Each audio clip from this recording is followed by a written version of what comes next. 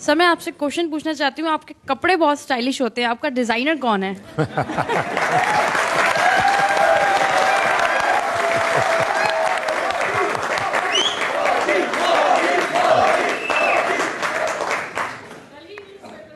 देखिए, ऐसा है कि मैं अब इस ऐसी जगह पे पहुंचा हूं तो भांति भांति की बातें होती हैं, लेकिन मैं रियलिटी बताऊं।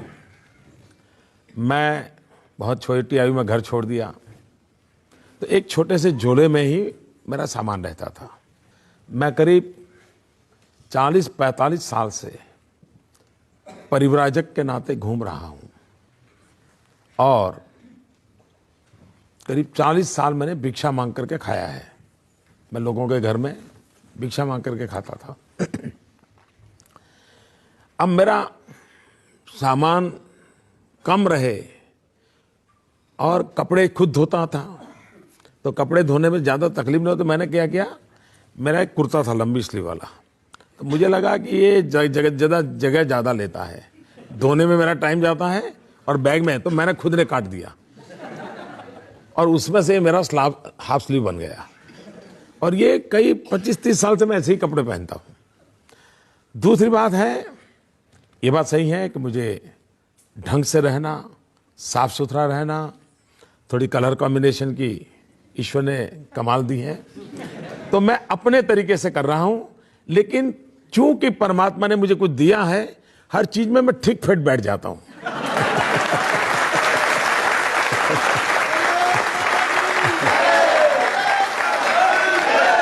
न कोई मेरा फैशन डिजाइनर है, न ही कोई इस प्रकार की व्यवस्था है।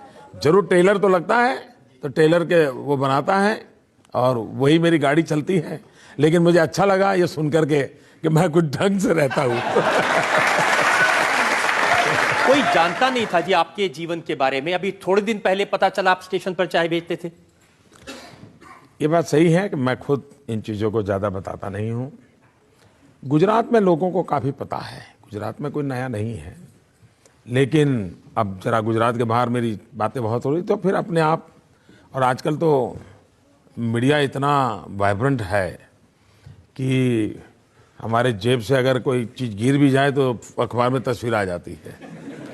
तो पता चला फिर क्या हुआ कि एक दिन मैं यहाँ दिल्ली में आया था, शायद अक्टूबर महीने में यहाँ की रैली थी। उसी दिन कांग्रेस के लोगों ने बड़ी अनाप शनाप गालियाँ भी दी थी। मोदी तो अमेरिका का एजेंट है, टिकना है अमीरों के, वगैरह वगैरह। मुझे बड़ी पीड़ा हो रही थी, मुझे लगा ये इस प्रकार की भाषा है तो एक बार मुझे कहना पड़ेगा। मैं जीवन में पहली बार यहाँ दिल्ली में ही, वहाँ रोहिणी में जब मेरा एक रैली हुई थी, मैंने कहा मुझे क्या ये बोल रहे हो लोग, इन्हें पता है हम कौन है? मैंने कहा मैं बचपन में रेल के डिब्बे में चाय बेच करके बड़ा हुआ हूँ और आप मुझ पर ऐसे इल्जाम लगाते हो। उसमें से एक बात निकल पड़ी। बाकी तो अब बहुत सी बातें होती है, हर चीजें कहाँ बताने जाएंगे। अब जैसे मैं बता देता हूँ, बचपन में आप इतने शरारती थे कि तालाब में से मगरमच्छ का बच्चा उठा के घर ले आए। मैं शरारती कम, साहसिक ज्यादा था।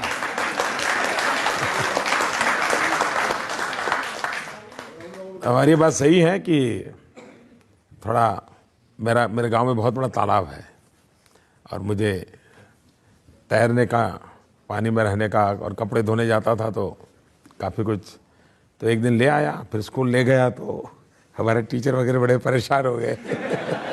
लेकिन कुछ आश्चर्य नहीं लगता कि जो चाय बेचता था स्टेशन पे, जो घर छोड़ के भिक्षा मांग के खाना खाता था, आज वो नरेंद्र मोदी ब्रांड बन गया। उसके नाम से कॉमिक बिकते हैं, साड़ियाँ बिकती हैं, चिप्स बिकते हैं, हर तरह की चीज़ नरेंद्र मोदी के नाम से बिकती है।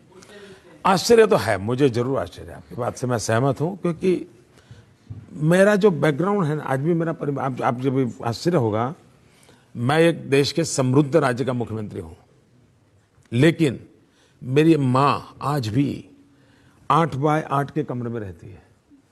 इसलिए मेरे लिए तो आश्चर्य है ही। मेरा कोई बैकग्राउंड नहीं है, मेरे जीवन में कैसे आया मुझे बड़ा अजूबा लग रहा है कि ये कहाँ से हुआ है, कैसे हुआ है, पता नहीं।